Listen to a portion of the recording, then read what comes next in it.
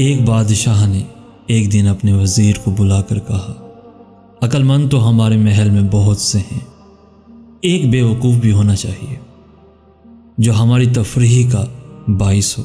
بڑی مشکل سے ایک شخص کا انتخاب ہوا، اس کی بے وقوفی کی تاج پوشی کی گئی اور وہ محل میں ہی رہنے لگا۔ بادشاہ وقتاً فوقتاً دربار میں اس سے سوال پوچھتا اور اس کے بے وقوفانہ جواب سن کر درباری اور بادشاہ خوب لطف اندوز ہوتے۔ وقت گزرتا گیا اور ایک دن بادشاہ سخت بیمار ہو گیا۔ جب حکیموں نے جواب دے دیا تو بادشاہ نے اپنے آخری وقت کی تکلیف اور پریشانی دور کرنے کے لیے بے وقوف کو طلب کیا۔ بادشاہ نے بے وقوف سے کہا، آج تم سوال کرو اور ہم جواب دیں گے۔ بے وقوف نے سوال کیا، بادشاہ سلامت، آپ اپنی موت کے بعد کہاں تشریف لے جائیں گے؟ بادشاہ مسکرایا اور کہنے لگا، اپنے مالک کے پاس۔ بے وقوف نے سوال کیا، آپ وہاں کتنے روز قیام فرمائیں گے؟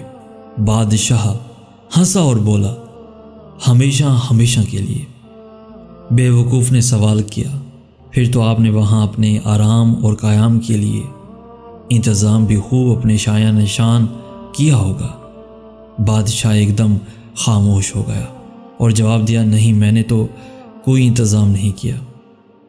بے وقوف نے اپنے سر سے بے وقوفی کا تاج اتارا اور بادشاہ کے سر پہ رکھتے ہوئے مخاطب ہوا، بادشاہ سلامت، گستاخی معاف، لیکن مجھ سے زیادہ اس تاج کے حقدار آپ ہیں۔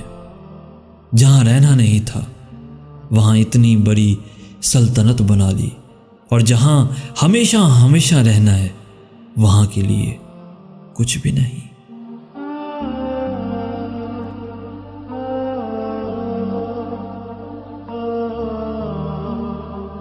پیارے دوستو، اگر آج کا میسیج آپ کو پسند آیا ہے تو اپنے دوستوں کے ساتھ ضرور شیئر کیجیے گا، اور ایسی ہی ویڈیوز روزانہ حاصل کرنے کے لیے ہمارا چینل ضرور سبسکرائب کیجیے گا۔ جزاک اللہ خیر۔